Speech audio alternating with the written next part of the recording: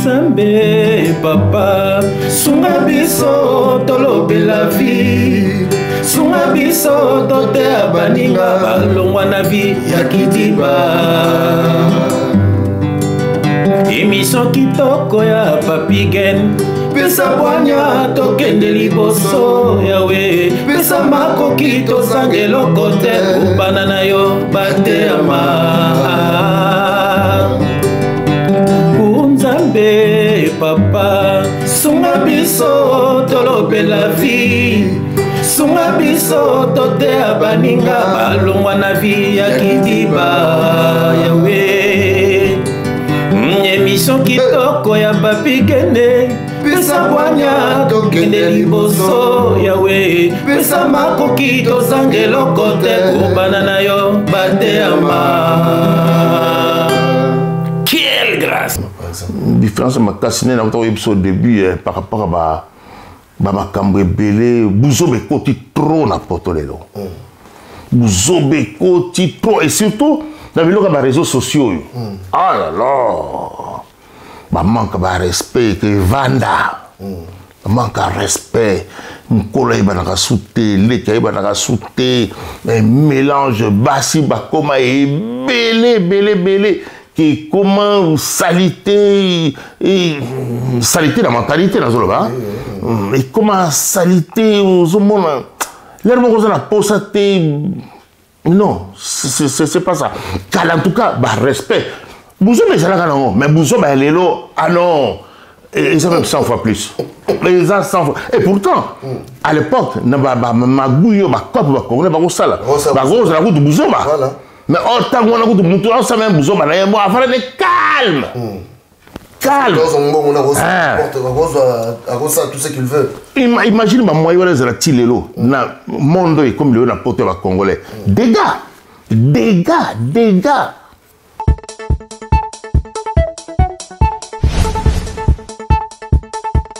Papa Wemba. Ah bon? Ah mais oui, mais jamais. Ah ouais, Papa Wemba, c'est Papa Wemba. Oui. Mais il y a quoi ça qui est musicien, il y a quoi ça qui, disons, quelqu'un qui aimait bien la mode. Ok. Il a travaillé, puis il a commencé à dire, mais Papa Wemba tout ça, oui. Mais il y a ça, non, attends. Il y a comment les Congolais utilisent le mot star. Les Congolais utilisent le mot star comme ça. Papa Wemba, en tout cas, c'est la seule star où il y a au Congo. Ok. Star, telle star, oui, bon. Et comme non commun, oui. Mais surtout qu'il y a une définition de mot star. Papa Wemba, c'est inégalable.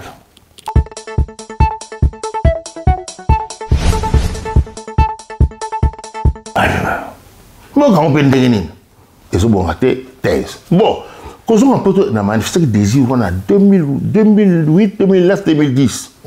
Na kende qui? Na Kinshasa. Na balé ko pesa ba cours, ba séminaire, ba tout ça madini. Na zo kende. Na pesa ki na ifasik et puis na pesa na institut moko na ya journalisme na matonge wana. Aux gens qui ont la volonté, mais aux gens qui ont la carte, ça marche pas. Ça dit, procès à monsieur Koutaï. Mentalité béba. Des bébas. Non, c'est-à-dire qu'il y a bien, c'est trop dire. C'est-à-dire qu'au coup, comment pas aigri comme tel, mais complexé. Voilà. Yo ou tipoto. Aux autres images mususu, appréciation zandenge mususu, façon na yo zandenge mususu. Bon mais kuna ils vivent de ça ba cop. Bon yo zo yana na idée wana te. Du ego simba ngote. Ego simba te. Oui, Papigen tolobe la vie. Tolonaka mini Papigen tolobe la vie. Mbe ozui. Azalaka muninga na yo te pe na kotikala ozala muninga na yo te. Papigen tolobe la vie. Cambonioso, na maboko ya Papigen tolobe la vie Papigen émission kitoko oyo faut kolandaka pona kopesa makambo yango to bisibino ki nazalaka muninga na ote na kotikala pe kozala muninga no te pe to kosala pe kopite yozafa kwa Ngai, des artistes. Donc voilà. Ça ne va pas, non? Ngai chez Lamputu. Nazalaka moninga na yote. Papi Gen, tolobe la vie. Ngai chez Lamputu. Nazalaka moninga na yote. Papi Gen, tolobe la vie. Tolobe la vie. Pena ko tikalaka jamais ko zala moninga na yo. Donc tolobe la nde vie. Papi Gen. Toko. Deyo Brondo, nazalaka moninga na yote. Pena ko tikala pe ko zala moninga na yote. Papi Gen, tolobe la vie. Gomu chuchu, supu. Nazalaka moninga na yote. Je suis pas ton ami. Nazalaka moninga na yote. Papi Gen tolobe la vie. Mystère Siatoli. Nazala moninga na yote. Nazala moninga noté. Papi Gen tolobe la vie. Avec Adi Londolé, c'est le jeu, c'est beau comme un gueux, je vous dis. Nazala moninga na yote. Nazalaka moninga na yote. 4 fois, prêtre, Washington, grand pays. Papi Gen tolobe la vie. Papi Gen tolobe la vie. WS Production, Willy Sionga. WS Production, Willy Sionga.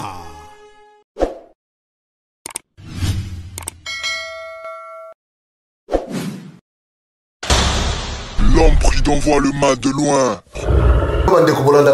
Na tolobe la vie officielle.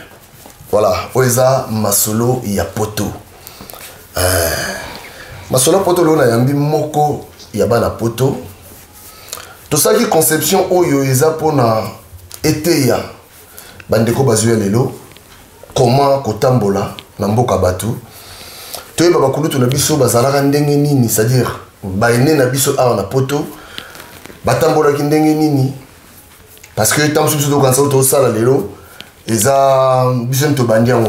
Tant que nous avons bandaki, quand on nous a pété, ils ont songa batu pour la bonne marche. Il y a moi ma camobile. Léo Nazana moko ya bana poto na kombo ya Robert Congo.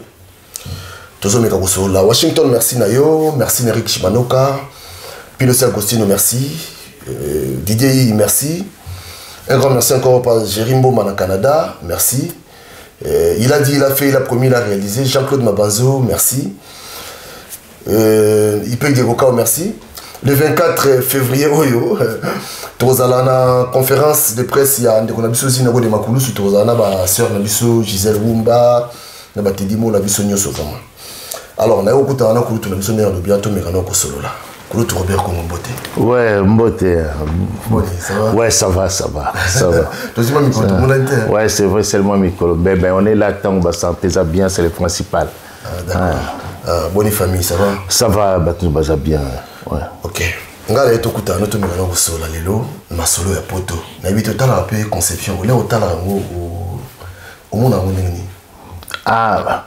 Pendant le poto ya lobby eza poto le lote hein makambo belé échanger dans le sens où ma mentalité eza su yangote eza su yangote ba génération zu na poto ba zu na ndenge na bango ba revivre époque na bango mais bon ba eza peut-être triste ko ya ko mona que ba kamata vraiment donc il y a nebal ba na français donc ils ont juste fait une transplantation ya Kinshasa et comment on a poto nous obanions faisant la Kinshasa et kota na on a poto donc comme l'air moko oza non kutu na posa pété et ba benga yo azaka na poto oza na posa te baloba yo mwana parce que so tali tant on est toqué na Kinshasa baloba bino bana poto on accepte parce que c'est comme ça tous ambitions bana poto mais bana poto ngo ba façon à se comporter ba mentalité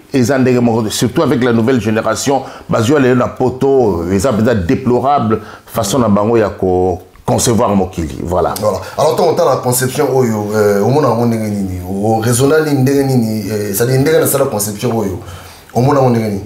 Ah, mais c'est bien, hein, faire parler bateau, il y a Kala, il y a Poto, Kala, Canabiso, ça fait 44 ans bientôt, hein. Il a fait un beaucoup. Donc, ouais, donc, na yebi Poto, Tangiso, Poto, Toyaka, et Congolais, Zaïro à l'époque, Bazala qui n'est pas boété, qui pensait belé, et puis, Biso Tango, Toyaki na Poto.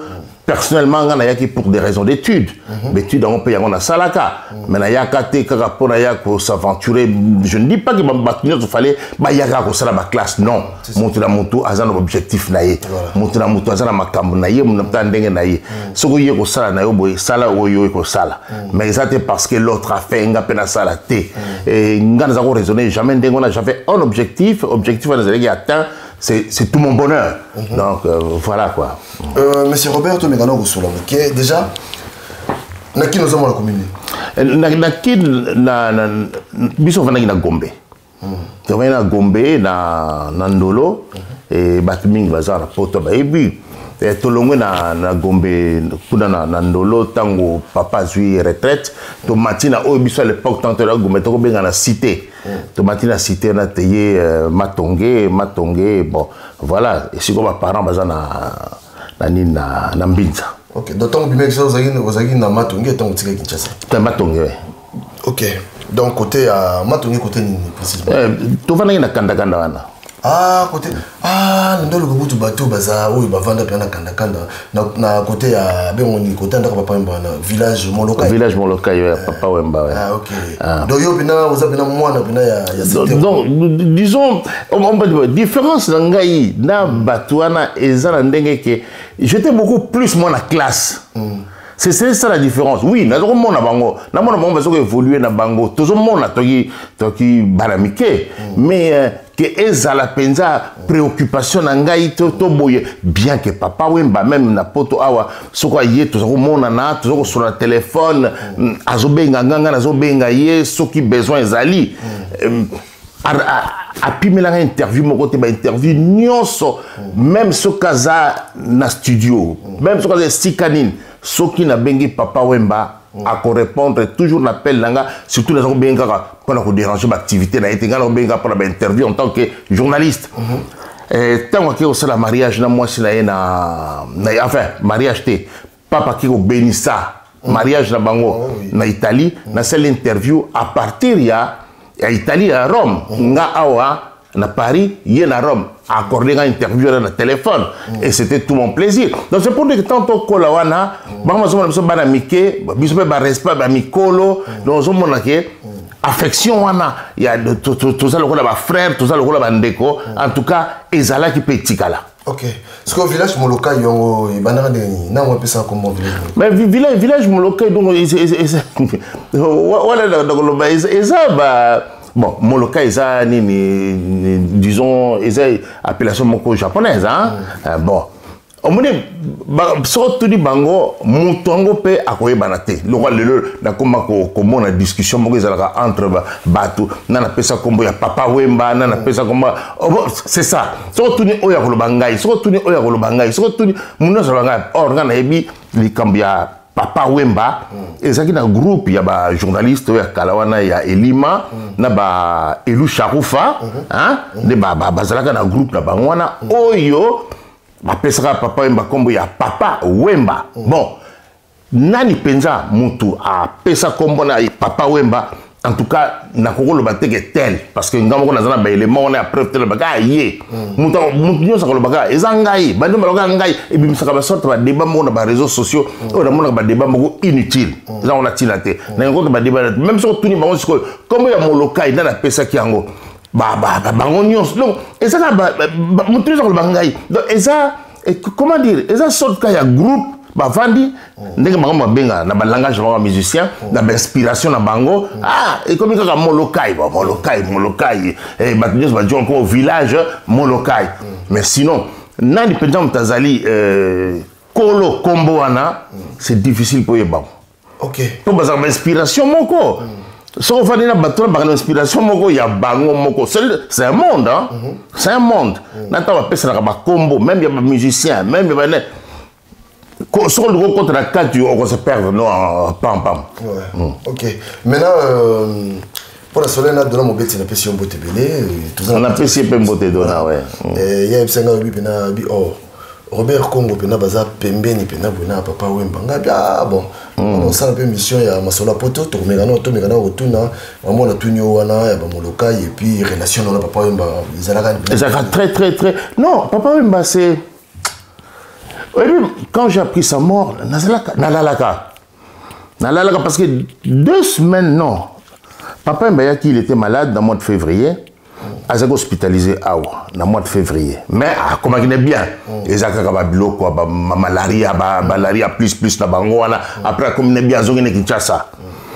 En avril, il a été en 2016, en avril, il a été en avril, ngam na benga ki na kanisi alors mais comment qui banda kala na kanisa ni to monde mais comme ça beaucoup moi je l'appelais par beaucoup là comme ça beaucoup nazoko ya un certain lundi bien d'accord comme ça mais ya quand on va na biso to sur biso mais tenda ko ya siko lundi wana azelinga amoninga ta benginga mais on y a le sauter.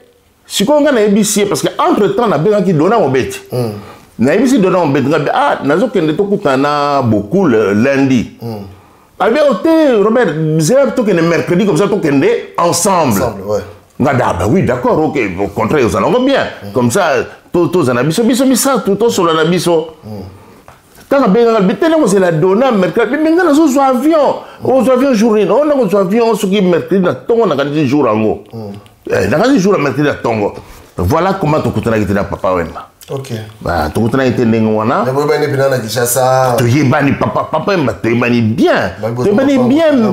Toujours respect. Il y a grand frère, petit frère, Zangaté. Même dans ma campagne, même quand nous avons fait ça cours na Kinshasa, na Zangaté, dans ma campagne. En tout cas, à chaque fois, na kotaka sans problème et puis de toute façon on s'en zate dans ma campagne to solo là to beta ma solo na biso y pas beta ma solo ba musique il y a posé ma question sur la politique politique nationale et internationale parce que comment papa voulait être journaliste.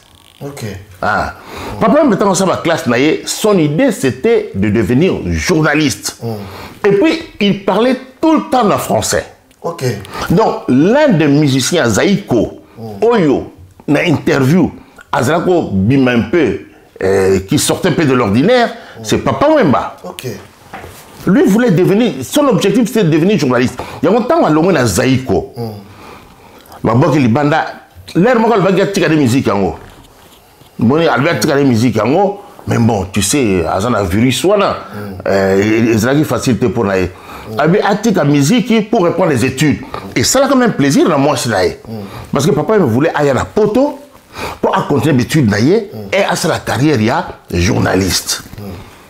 Après tant que Zaïk wana groupe candidat autour le bawa, ba Péchoangongo, ba comme c'est Kimingaï, Mère Malou. Non, Mère Malou, tout est. Nani. On est à Bruxelles. Charoufa. Charoufa. Mais non, yo, tout le monde, la beauté, tout ça m'a dit. Il faut. C'est le mouvement là, yo. Papa, à l'époque, je pense, je ne sais pas si c'est vrai, mais je pense qu'il ne se sentait pas leader. Ça là, yo, qu'à le coller. Ok. Bakena Bamavoela, Bakena Bambuta Machakado et tout le salaki Yokaloku. Je crois après, ouais, c'était ça. C'était Zaïko, après Zaïko, il suffit, pardon. Askena il suffit. Il suffit parce que ça là, Yokalokole. Après la Yokalokole, tant que Bengana qui est. Parce que la Yokalokole, Bengana qui est. Bon, c'est des vieilles histoires. Bambouta machaka dona bamavoué la trouva qui prétexte pour tchaïli banda. Mais on est un musicien qui a trop côté kuna la qualité, même ceux qui ont une petite idée de ce qui s'est passé, j'aime pas trop. C'est leur monde qui est le monde là-bas. Si quoi y a ni papa Wemba, tango alingo kota yoka le collé. à Monique, master à côté de le collé, master s'arrangement pour mettre le concert na 1 2 3, je me souviens encore d'un jour en haut, on a boutou na 3 et 4 du matin, na bagina Charoufa. Bagina Charoufa bazonga, bon il était déçu, à l'objet bon, mais musique couteau à tiki. Et pas le musique couteau na tiki. Ah, le groupe kaka, master de bazaba, le yo kotika mouvement te wana mikolo wana ni mwasi na e Amazon, azonga ki pa na bango na bandal. Amazon avait oh mais ni na susu olongo le suku na yo ka lokole bon sikoyo alors ça la suko projet concrétiser projet na yo o que ne pose ko ça ba cours. Papa le bien atteint en tout cas na ko rapporter na continuer ba étude na ngai. Parce que na 114 bazonga de la classe hein. Papa Wemba et Fongejina Evoloko et pas Evoloko ba kutana na bipoli. OK. Na pigé. Bakutana kuna ba otanga ba ba Wemba na ba bipoli na nini moko zamangana na Teddy Sukami na pédagogie na ngiri période au bout le bégal en tout cas ba mission de faut ba classe ba mission ni so faut ba classe ba mission c'est iko mingi ba ba classe ba zamangana ba kutanga na bango déjà il y a déjà kuna na pédagogie na ngiri Teddy Sukami zale kuna papa Wemba zoyi classe Evoloko zoyi classe bipoli na njili kuna zaki déjà na pigé ba kuta et pas Evoloko papa Wemba na bipoli pa basala ki relation ngwana o so Evoloko parce que na voiture Passat na wana yes comme tant na master pe ayeko zo bisa bago tina bandako bazao kamera wana na kanda wana na misto na zo bona bango. OK. Wemba kiti accompagner bipoli bakiti na arrêt moko boyadui bisa kenjili et yake yolo. Alors on zo bona na tangwana mais papa Wemba c'était Azraki Nango, même sur la musique, c'est quelqu'un, Azraki peut entraîneur à Vijana. Hein. Voilà. C'était un grand sportif, hein, Papa Wemba. Mais lui voulait toujours ma classe, même tantôt sur l'année, même en 2011, 2012, à Tuninga, il y a une formation. Voilà, soit c'est la même formation à distance, tout ça. Oui, pourquoi pas? Ah, papa, na niveau commis, au lieu de son et le quoi, on a les langues, on a bien journalisme. OK. C'était Papa Wemba. Donc, Toro Swana est très bien, Toro Swana très bien. À ça, on a passé, Swana Bana. Swana Bana, on a une nouvelle, tout dans la classe, c'était un plaisir. C'était vraiment Moutou Oyo qui me portait en tout cas, et puis on a porté un cœur. OK. Voilà, Sikoyo, moi, l'histoire est vraiment importante. Alors, Sikoyo, combien de potes en 1900 combien? 119. Et 1979. Oui, Miki. Au Kita. À Paris. Au Kita Paris. Au sein des manches. Nous sommes étudiants. Aux un visa normal. Étudiants, oui, mais. Étudiants, étudiants. Nous avons connaissance de Biloko, il y a des difficultés, Biloko a des difficultés pour la ligne, et Mikana, puisque nous avons un statut étudiant. OK. À l'époque, nous avons une Maison Alfort. Après Maison Alfort, nous avons à Levallois. Dans Levallois, nous avons Oumelaki. Après Levallois, nous avons Oumeli, nous avons Poissy le Miro. OK. Est-ce que maintenant, nous avons la communauté? Ah, mais c'était vraiment que tu bâton dans les bagatins. Donc, vraiment, tu as comme par hasard, parce que comme il y a Moutoumoro Azalaka, professeur dans la secondaire. Parce que il pas y a Vandaki, donc c'est lié à relation. Et puis aussitôt, là où il a répété, aussitôt peut aller on va aller Valois, la qui moi chambre dans les Valois. Mais quand même avant la studio. On communauté. Oui, mais communauté on éviter monter puisque bon à l'époque communauté on rebellité. OK. Donc, non, mon ami colonel sont là et comme une famille, parce que Bozap est belleté. Donc, mon agent a eu problème les lots, bien sur mon pays, parce que ça n'a matanga, parce que ça n'a fête, parce que ça n'a tel camou, bien sur mon pays. Comme vous avez belleté, mon temps dans le scout, au yébiété. Donc, Bolivie, il y a 100 soins, au yébiété. Même quand tu m'as cambié à Kobala, Bassi, qu'on a poto. À l'époque, quand on a Bassi, la guitare, hein? Ok. Bassi, Bazalaka, d'où ma mot figure, on va utiliser ça pour les célibataires à Kala, imaginez. Parce que Bassi, Bazalaka, Balaka, la monté. Bassi, il y a à partir de l'année 82, beaucoup plus, 83, 84. Donc, on vivra Bayern, ben oui. Oui, bino. Mais puis ce moqué si comme moi ça zali donc vous avez là mon tour dans déjà moi c'est au milieu vous allons bien tout va dire c'était la vie en Europe tant voilà après tant que côté années 80 comme il y a comment et puis tout le monde comme on a pas tout le comme on et c'est comme ah oui et maintenant tu belé on peut zoper les canisiers autant la poto comment la poto qu'il a pu classe en côté jusqu'à influence à poto influence qui était que baby s'habitude là jamais parce que tu sais la poto attends ils allaient là ils allaient la période qui simplement faut faire du caractère c'est tout pour cela les cambo aux objectifs il faut avoir du caractère au début qu'il y a un lingi oyo eza oyo Rosa na ninga boko sakana boko na feti rosa mais et puis était ngai na mutu na ngai il y a ça et puis mutu a dévié yo na nzela na yote nga na ye na sala étude na nga nyonso banana bandi on a Sorbonne na bandi ngo ti na silisi yango na ke na Jussieu quand on a Jussieu na ke au sala école de journalisme mutu a dérangé na parcours na nga azate hein. Détermination. Ah non, détermination. Na Sorbonne, si thèse na doctorat na salaki, mon pas dérangeant ngai azalité parce que on dérangeant ngai puisque ngana sa yote yo zangaité. Mais na kondana ka bato ba yaka na poto na kondana ka bango te ba o ba na poto atangité. Non. Non, il faut jamais corriger ndenge wana. Mutu na mutu ayaka poto na objectif na ye. Parcours à Moutou eza yemoko.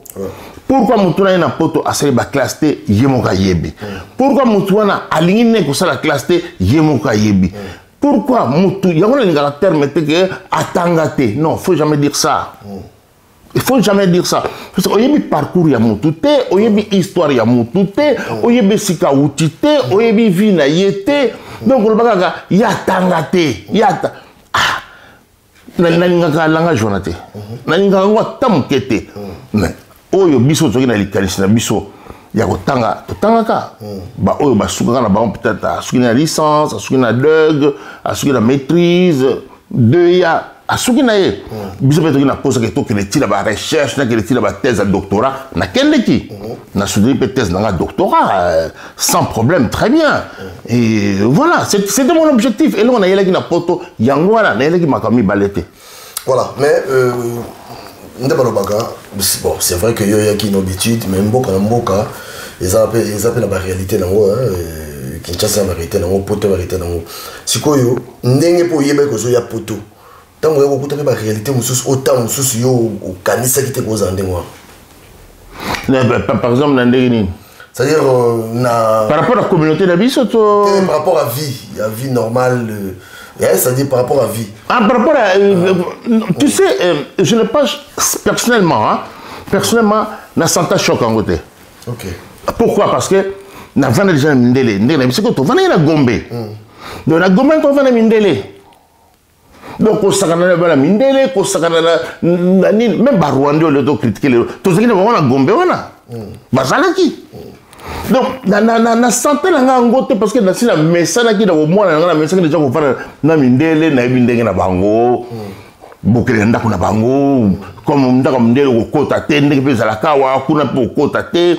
ye mwana banga na besoin na ye beaucoup na parc bo sakana na parc et ben tout ça bozo beta balle ensemble c'était donc quand on est dans poto on a été dépaysé à ta montée tout que j'ai déjà vécu ça on a vécu dans déjà donc il y avait rien donc en réalité moko oyo on a coûté na poto oyo comme ce qui ngai penza na ndenge penza que na uti na monde musu na comme na monde musu en traité na mona ngaote attends moi non biso koli to koli na Gombe wana biso famille libota na biso na papa na maman de baboti biso to koli na Gombe na bana mindele donc yango na mona na ngai y a rien d'étonnant.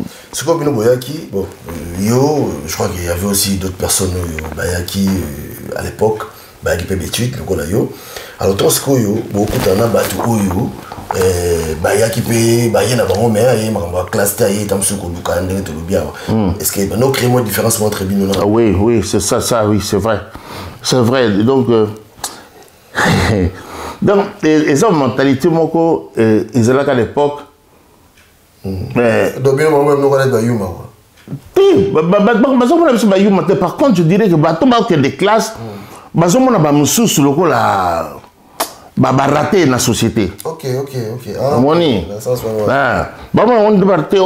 C'est ce que j'abhorrais, que j'aimais pas.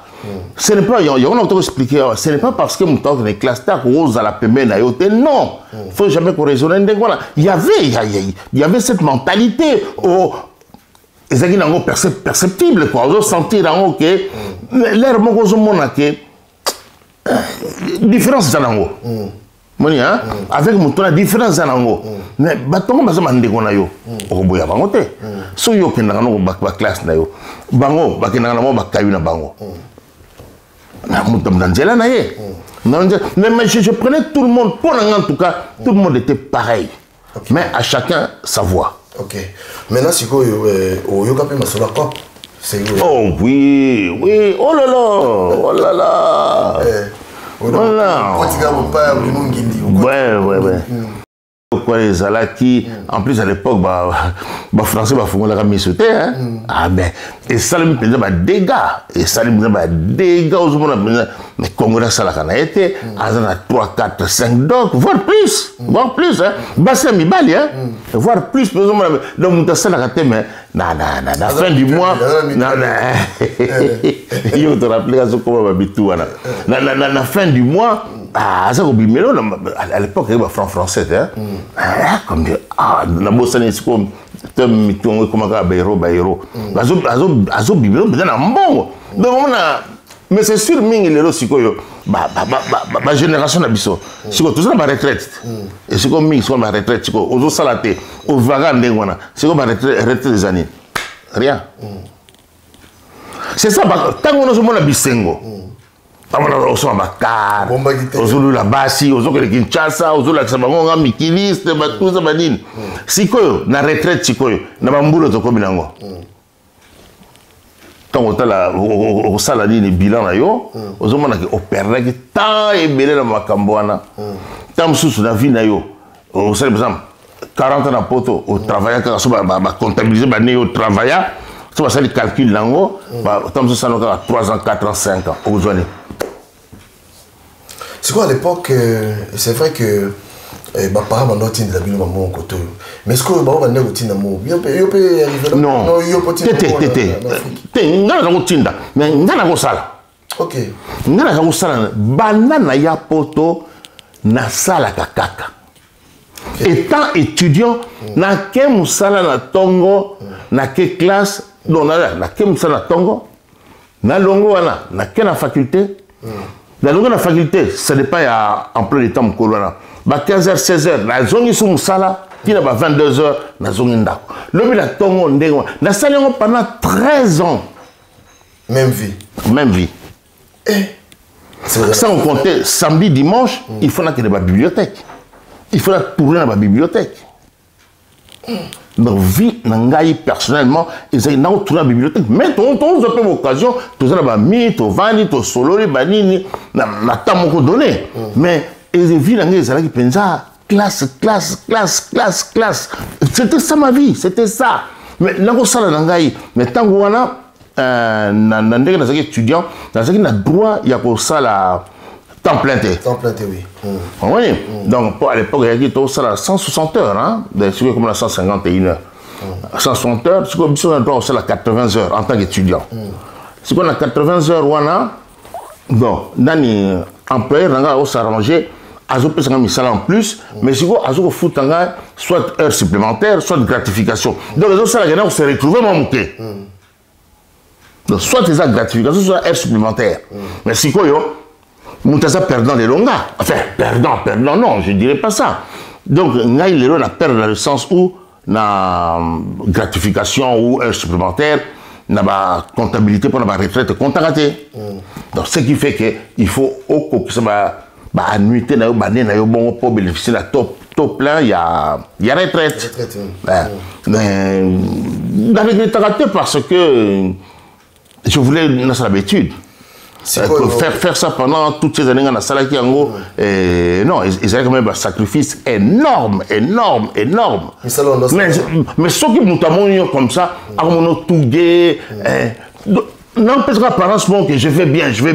Mais j'ai souffert parce que non seulement que le Moussala, non seulement que les classes, mais il faut qu'il y ait une bibliothèque, qu'il y ait une tanga, qu'il y ait une salle de recherche. Samedi, dimanche, je vais à 20 mandat, je vais à concert, vendredi, samedi, à Lali, tu veux bien na Tongo, mais yo, osana Bobour. Tout dans la Sainte-Geneviève, dans côté à Panthéon-Sorbonne. Donc, c'était une vie. Et il y a sacrifice et belé papier, belé. Misalo on ça là pendant période d'habitude Moussa un monteur la porte de Versailles. Monteur la porte de Versailles, le monteur à stand douana. Là monteur à stand douana, biso salango au kamati bibende wana au tomboni au salango. Oui, to salango. Oh non, pas comme chef d'œuvre, parce que le chef d'œuvre, il faut qu'il y ait un musique. Oui, c'est comme auteur, l'auteur en dag, oui, hein. Au PC, mon troisième, monté, au kangi, en gros, tout ça. Il y a une manœuvre. C'est un manœuvre. La manœuvre, c'est quoi, on est normal quand même. Moi, je le vivais bien parce que c'était pas ça intérêt nanga. Vous avez un objectif, non? C'était pas ça. Moi, je le vivais très bien parce que c'est là qu'il y a un terrain dans la tête. Pour nous, parce qu'il faut la foutre en dague, parce qu'il faut la lia, parce qu'il faut la subvenir à besoin d'un gars. Mais c'est qui souci premier dans la tête? Non, c'était pas mon souci premier. N'a rien à salir, faire journée à Zouna Ndako, la faculté, n'a pas qu'on a au sala, c'est comme ça.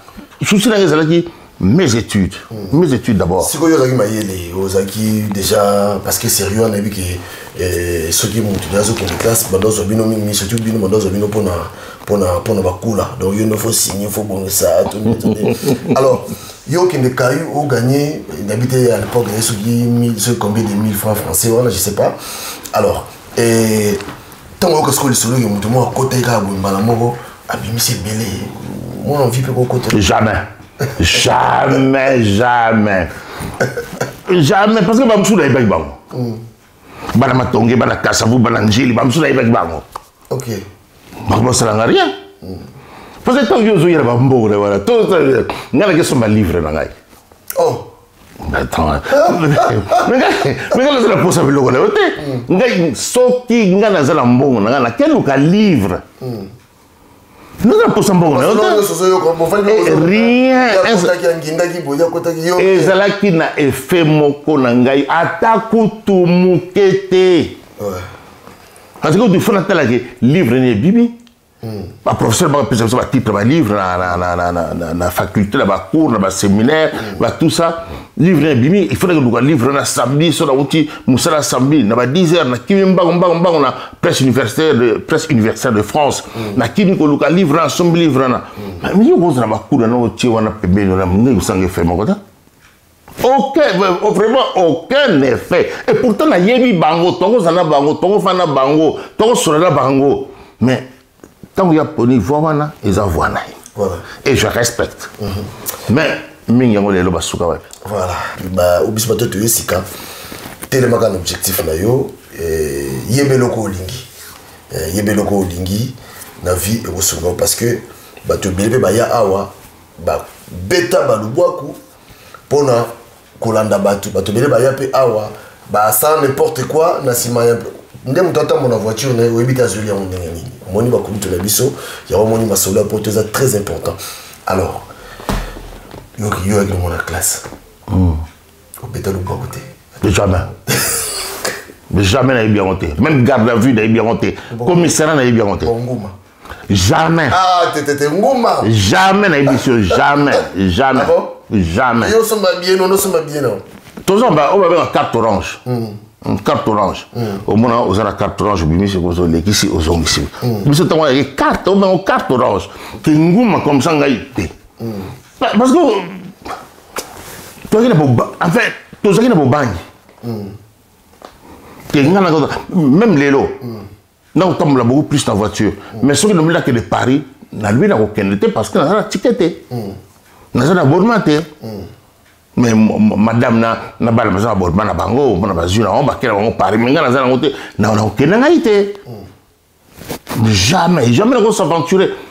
Ba télémission na ba contrôleur ba ça de contravention. Oh non, non. En plus Galine na ezalaki à l'époque et donc, on passait toujours par Aubert, Saint-Lazare Aubert. Au moins, et quand nous sommes étudiants, toujours que les missionnaires sont dans la cité universitaire, la cité universitaire, que nous lions, avec un souci qu'on a Sorbonne, parce que Sorbonne, ils ont envoyé Assas de l'autre côté, et puis au Kitty, Sorbonne 3, Sorbonne Nouvelle, Paris 3, au Kenastimakuna, Jussieu. Donc, bisous nous avons la cité universitaire. Et puis, nous avons presque bisous nous avons imaginez que nous avons fait la contravention. Ridicule. Ridicule. Voilà.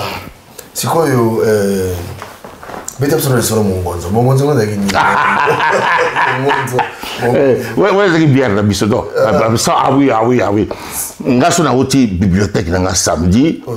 À la zone, mon gonzo, et Zawana, et comme ça. Au métier, mon gars, ah bon? Ah oui. C'est un pourcentage de belé ou quoi? Non, mon gonzo, c'est rien. C'est 5% quand on va Nken, hein? Ah bon, Bolinga, bien, vous avez arrêté de donner. Et Zalaka Nango, Bakronamburo, c'est 64 pays Zalaka. Ok. Mais Pelfort peut Zalaka Nango. Mais voilà, Zalaka Nango, le mode, on va dire ça comme ça, quoi. Voilà. Et ça qui mode, tout le monde va mettre la mongonzo, tout le monde met la mongonzo, tangwana. Voilà. Bakronamburo, peut ça qui va bouter, mais Mikeboye. Non, pas et Zalaka, oui. Oui, mais c'était ça à l'époque, mongonzo, c'est vrai, quoi. D'autres que c'était pas facile aussi, en fait, c'était pas facile l'époque Nabinoana, surtout sur aux a vraiment posé un objectif ou atteindre l'objectif de Nasuka. Non, parce que la facilité est là qui m'amène pour la dévier.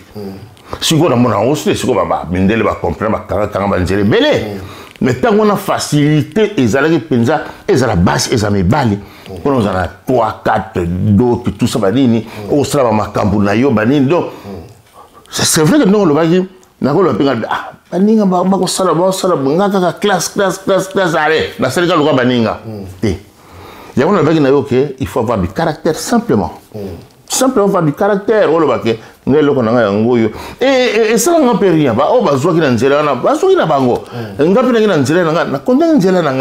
Mais moi, c'était les études, toujours ma étude, ma livre, à moi, je livre, même moi, je livre,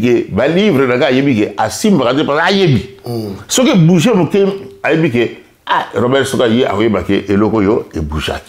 Et ici, je n'ai pas changé, ça va toujours un livre, ah non, la revente été sans attendre, c'est pratiquement, papy, c'est impossible, nous sommes malades. Bon côté Batouazalaki, ça dit côté Batamasolo, on va pour fréquenter. Oui, non, qui m'a pourquoi? Au contraire, moi, ça m'a détendu. Et ça m'a déstressé par rapport à l'étude. Na kera osekanangai, babeta Masolo na bango, banini, tout ça, banganda bazokende, banini bazokende. Non, ça. Na kita baninga nangai te parce que ngaza étudiant non. Donc on a biso mais nebeke oyo eza monde na ngaité. Donc kolomoko la kati, kolomoko nazala nga libanda. Bangane zaki nde tomona lelo ba. Ah oui, zalaki. Ezaka nde tomona lelo. Bangane eza na banda comme eza pena ba place partout. Eza na. Ah bon? Donc kutani pe bena ndako comme do somba mingonzo na bino moza ko mela mère wana pasala nganda na ye wa makabne na ndako. Oui ça. On existe na toujours hein. Existe na toujours. Babi kalizaka soki Congolais zoya sumbi na mo o bana zoya ko donc ce qu'on mbila ndo ba tunde. Par l'habillement. Ok. Mais là, tu es dans la démarche. Ok. Donc, ce qu'on a commis à changer la démarche. Oui, mais bon, Congolais, ils ont à l'époque. Déjà, on a dit pantalon comme ici. Alors, tu tapes sur le monde, c'est la métro, le RER, au moins le bon poche, tu as besoin il n'est plus de ce monde, musicien, Moko Bisso. Non, je ne vais pas citer son nom parce qu'il a sauté. Mais il y a Aubert, il y a oh, mais tu peux pas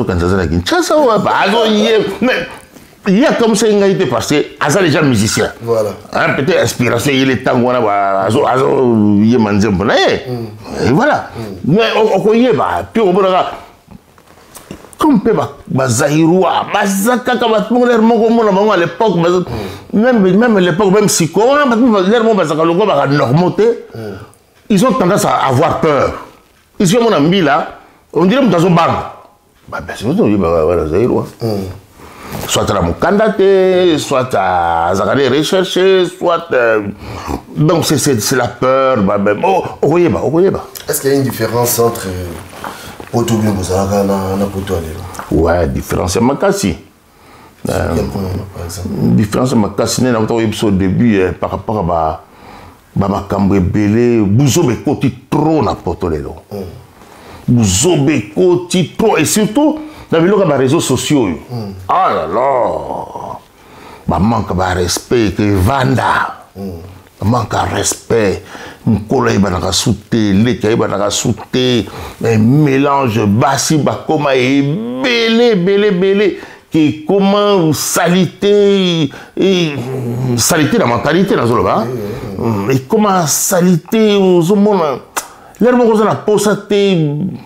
Non, c'est pas ça. Car en tout cas, respect. Bouzo, mais mais Bouzo, ah non. Et ça même 100 fois plus. Et pourtant, à l'époque, mais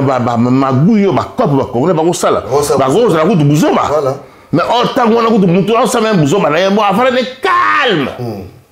Calme. Tout ce qu'il veut. Imagine moi na monde comme le na pote va congolais. Dégâts. Oui,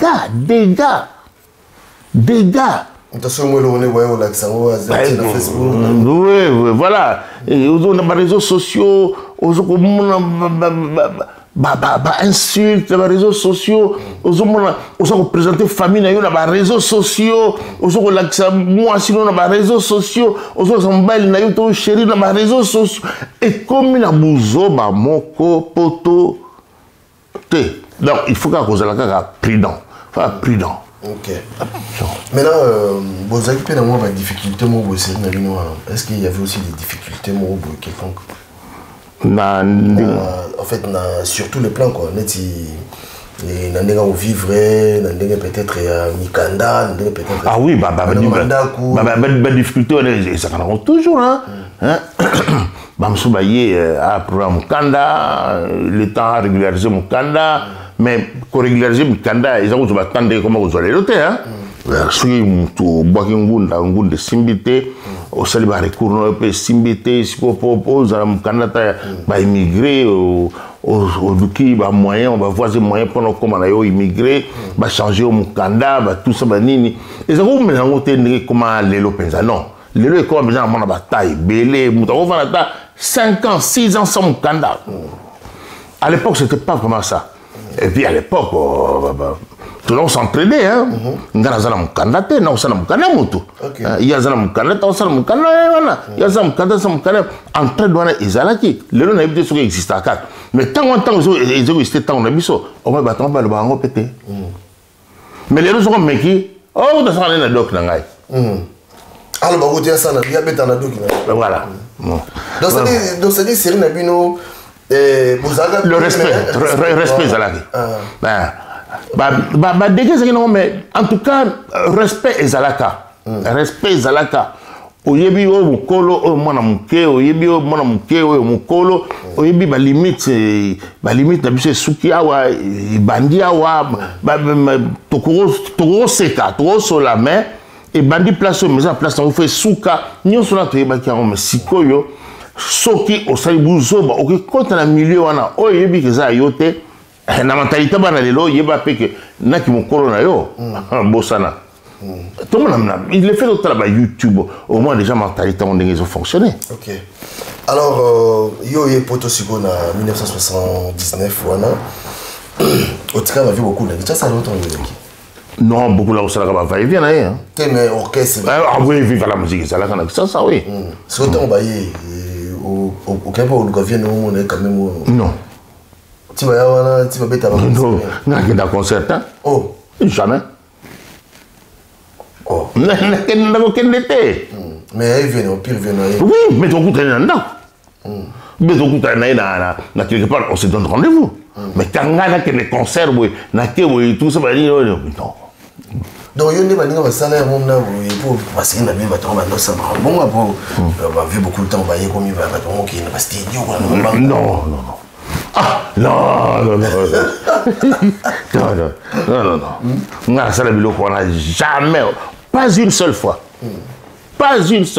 jamais voilà aïe oui parce que là pour toi alors mais par contre on a en parlant par exemple de Papa Wemba tout ça on a biso mais tout le monde en dehors il y a musique qui naie soit bien dans le studio souvent bien quand bien dans le studio quand on a comme journaliste parce qu'il fallait pas à décevoir quand on peut faire interview on dit ah nous dans le studio est-ce que il y a telle heure ou si studio bien avant studio bon là ça dépend de yazako monde de la journée voilà naké après ceux qui avant studio na sali interview na quel type on va travailler là bon ceux qui après studio l'état avant dit a permis à souffler moqué tout ça interview na azongi nanga mais que là dans concert papa mbazoko beta Emine azako beta Kofi azako beta non nga bzobala OK mais est-ce que c'est une habitude na combo ni donc ça dit combo et balek na makasi net na ba congolais dans l'artiste non l'artiste était un bateau normal hein c'est-à-dire tout bon Bolib c'était un grand prêtre na bilo Simon ah mais non mais Nanga Zala toujours Papa Wemba ah bon ah mais oui mais jamais ah ouais Papa Wemba c'est Papa Wemba oui mais il y a quoi ça musicien il y a quoi ça là qui disons quelqu'un qui aimait bien la mode. OK. Le cola travaillé, baba kamla nega au sala, puis comment ça va dire boje zo yembelaye, mais papa mazo yembelaye, bah tout ça oui. Mais muto ya za penza que non, attends. Il y a une tête comment ba Congolais va utiliser un mot star. Ba Congolais va utiliser un mot star comme ça. Papa Wemba en tout cas, c'est la seule star au toujours na Congo. OK. Ah, star d'Abisso, tel star, oui, bon. Et comment on non commun, oui. Mais surtout qu'il y a une définition, mot star. Papa Wemba, c'est inégalable. OK. Papa Wemba, c'est inégalable. Et papa Wemba, Koufaki, na Obama, Aléli.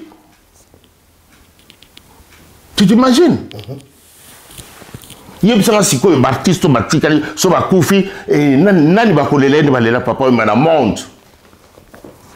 Ndenge batikali wana so lelo atie mutu na se yebisaka nani bakolela ndenge balela Papa Wemba azata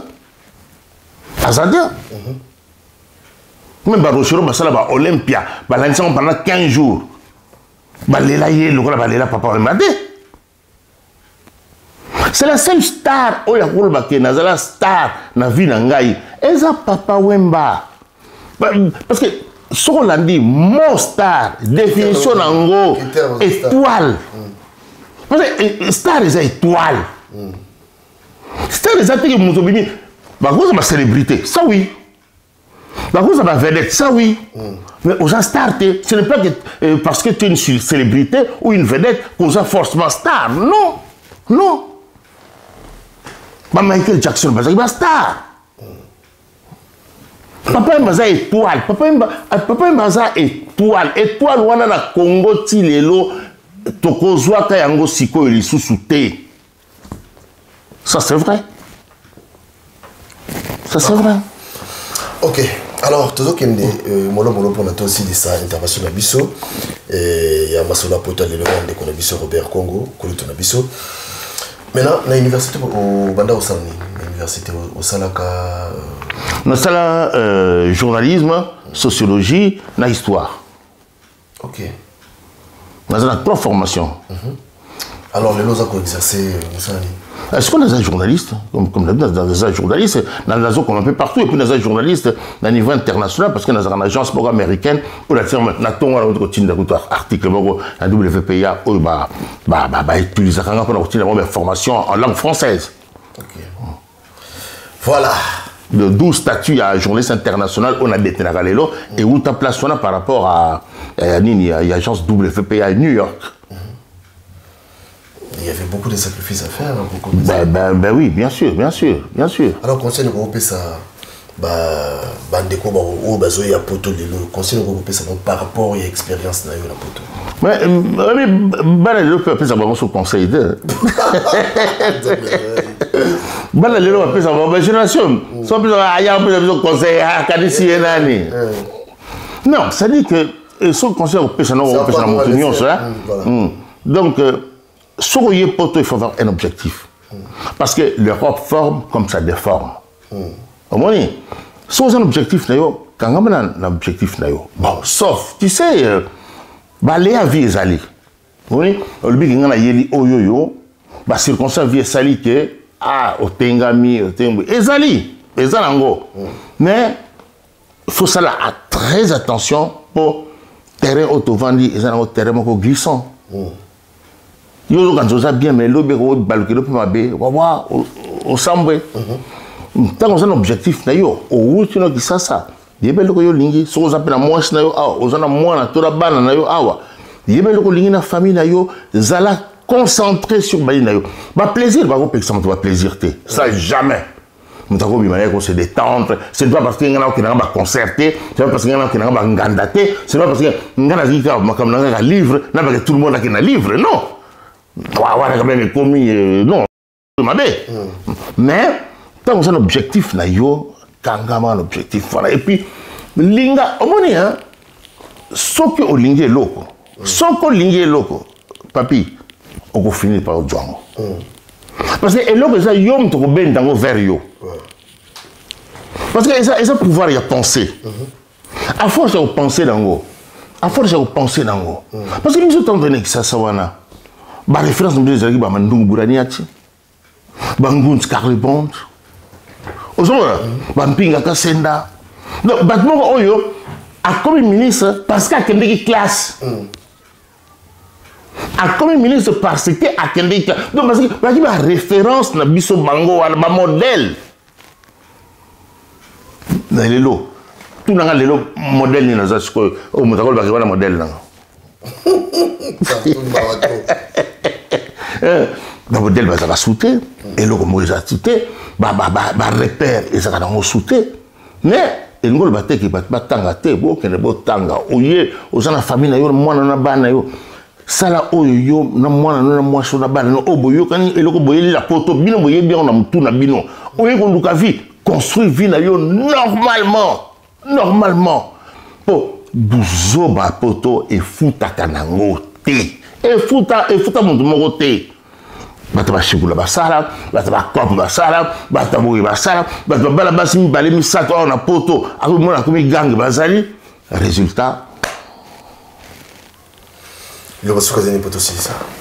Non, en tout cas merci ndenge oye mais au beau sali mutu na yo dona mobeti relation na yo nini ben dona mobeti afata to suka nani dona mobeti c'est un ami. Au moins, Dona, quand on a une école secondaire, on a une musique. Ben voilà, papa me zaï kotan wana. Ben voilà, papa me yo auto comme je mettre la vérité. Chouchou na ko de bimi après. Avec me mettre la vérité. Dona, alors on a coin. Il y a plus encore base missile. Parce que avant comme la Molokai, il faut les rappeler. Dona Mobeti, Dona Mobeti, à ce qu'il leader mon connaît. Il est né chef, ce garçon. Dona Mobeti est né chef. Donc, il a un dénaï à Boza Mindengwana.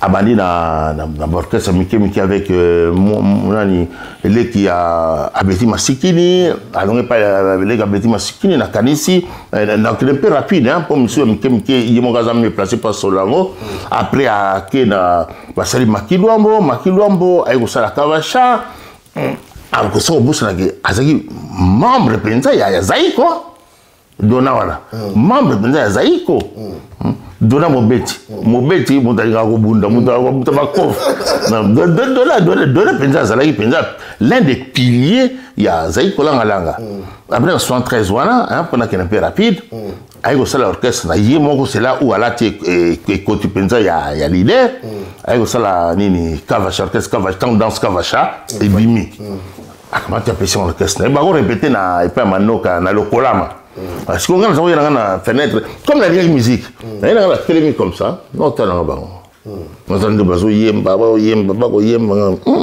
bien parce que il faut que là bas angle pour voir si quoi pèse ka lokola on peut pèse bien ba drum na ba bloc ba tam sous ba carton tam sous kit hein kit va être drum mais voilà à l'époque na on aussi image amo Dona zaki na bakos moko ya marron avant répéter la bakos moko ya marron souvent et bakos ya marron souvent aux alango na canne na canne ya bandiango le l'hôtel comme c'est ce que les gens pensent ya canne ya bandiango kala dalongo wana tant basali Kavasha mon père azala quitté mon père tant mon père yé mana Dona ba comment répéter pas ya éditeur au Bibi na Vista pas ya quelque mon père bakutana na mai wana mais tant wana kaka mambole ya zalaka mais nani mon père azalaka te ce qui mémoire réservé mon père place na zalaka tant que la tira au mon a été ti Dona mbeta ay ko bimisa Kavasha wana na ndenge éditeur ay ko panza bango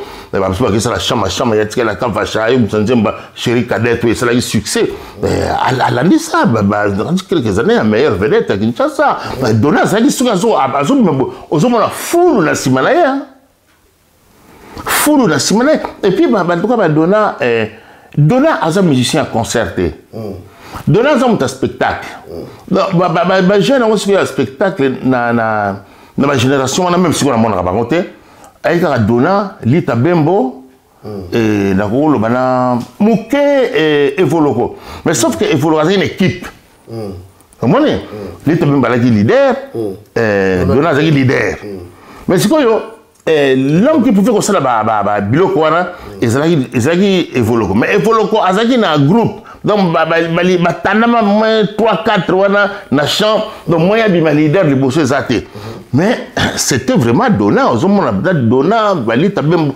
Dona ça monta spectacle Dona ça monta concerté Dona monta spectacle donc il faut tika yemo liboso bo betba nini a changé gamme ya nzembo akobeta parce que nzembo ndenge okobeta normalement comme ça na obeta na ndenge ya show eza ndenge moko te voilà Dona baza espèce wana ya artiste quoi espèce wana artiste c'est dommage que bon tous nos anciens musiciens wana nyonso lelo bakoma kobosa na bango batia bango pembeni baleki bazwa lelo bazokanisa ke bango babali musique yango lelo chanteur jeune lelo bakomona bango soki baza ndeli baza dire bamosusu baza te poto cimetière ya artiste c'est ce que je dis que c'est faux poto ya cimetière artiste te artiste obotemi artiste okufa artiste tina 88 ans Bombenga azoyemba Jean Bombenga papa Bombenga bazosimba ye boye mais soki abandi koyemba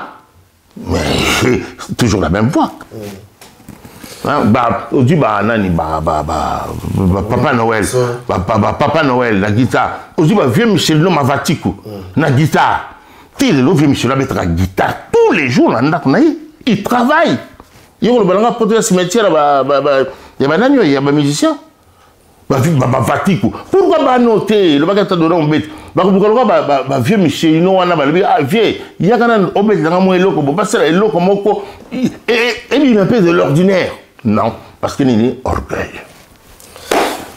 Bon, tout c'est la biso. Et le moi suka. Ngai na yaka awana putu.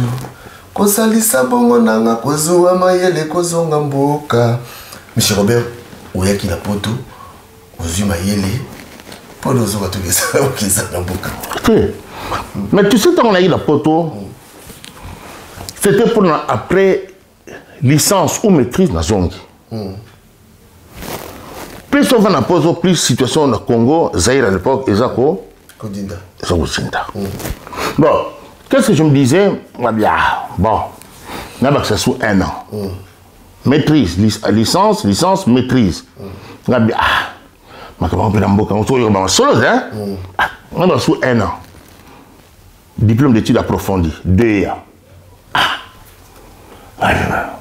Bon, on peut dire, ils ont raté thèse. Bon, quand on a manifesté le désir, on a 2008, 2009, 2010. Na kende ki?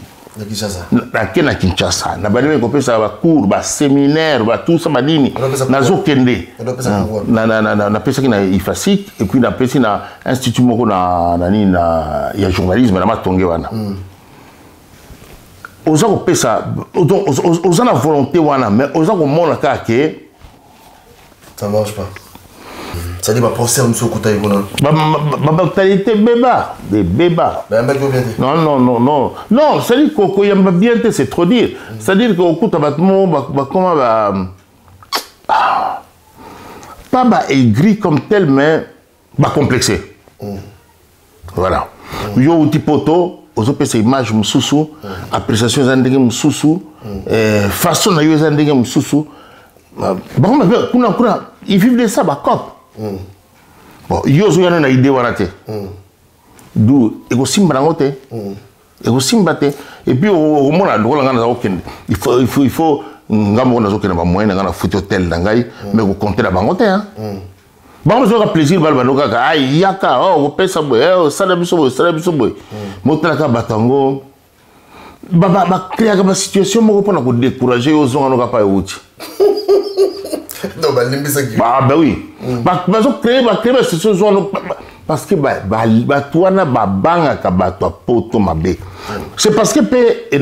c'est parce que je n'étais pas vraiment déterminé à vendre à Kinshasa.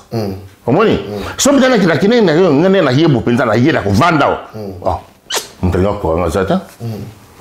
parce que là, on a fait des talibans, tiki moisi, toyokani ndenge wana te na famille mbamona ke kuna na kovanda na ngai wana bali pe na côté na kata action côté pe na rythme na non na wana na ko trahir famille na ngana hotel salaire mais non ba peso salaire te peut-être ba peso ba gratification na bien ndenge wana yo na ba vacation les gens ba vacation là vous t'y bien voilà ça ba vacation mais et ça le makanango mais il y a un esprit que son a vendu, après quelques temps, il faut déjà vous appeler matricule, Mbokango, tout ça, pour l'enregistrer, puis ma camarade qui a malé.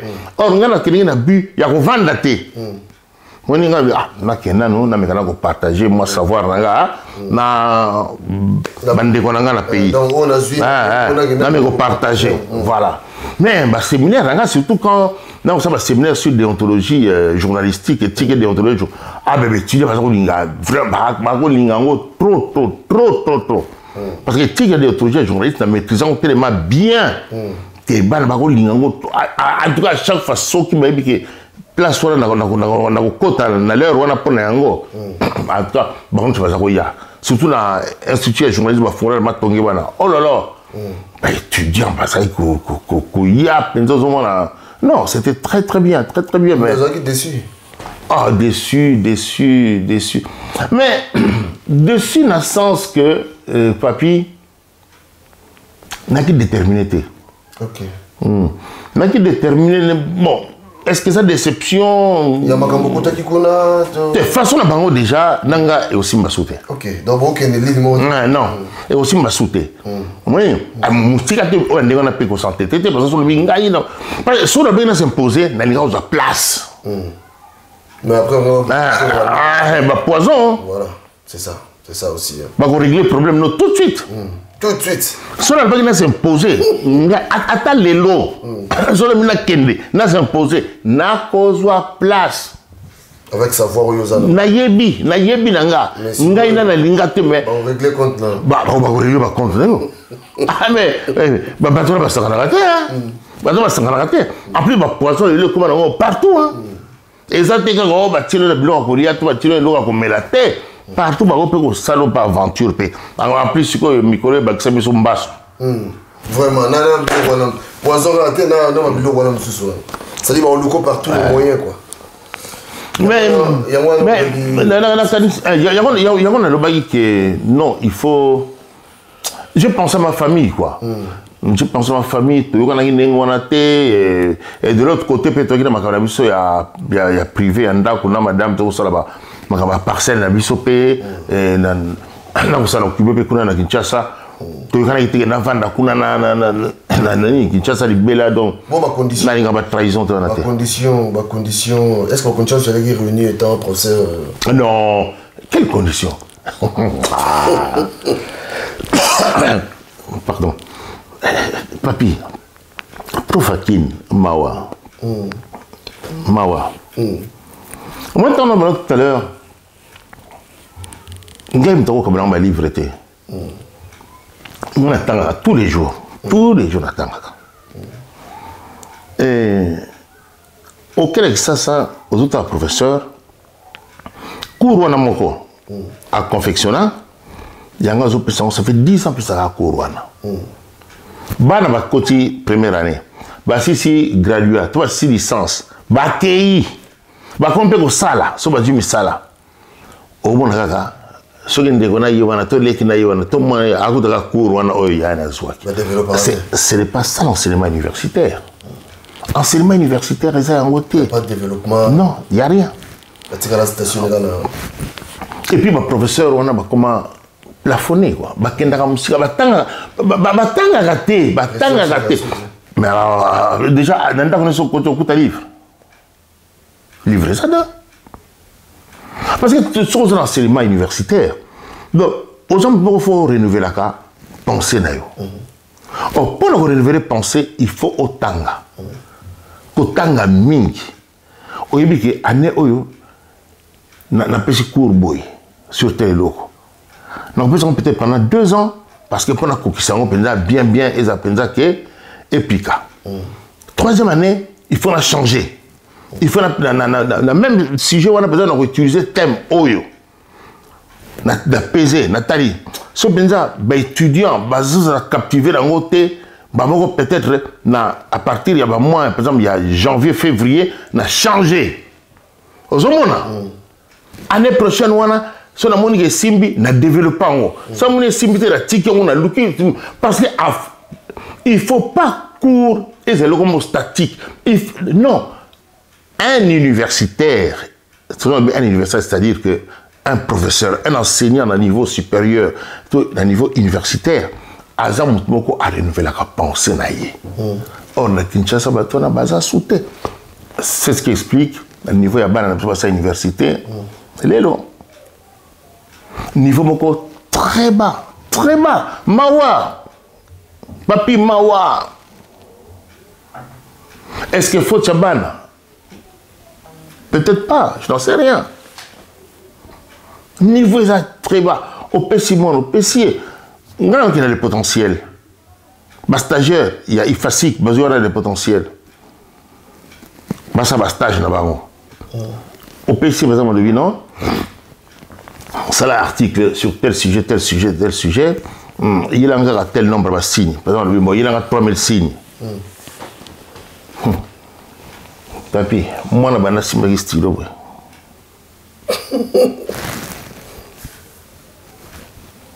On a drame. Problème sérieux. On a drame. Mais moi, on ne pas défendre les gars dans l'équipe. Je peux diplômer à gradué, je peux diplômer à licence. Et puis, la plupart des licenciés vont graduer, sont à 10, 7 filles. Vas-y comprendre. Majorité ma fille. Voilà.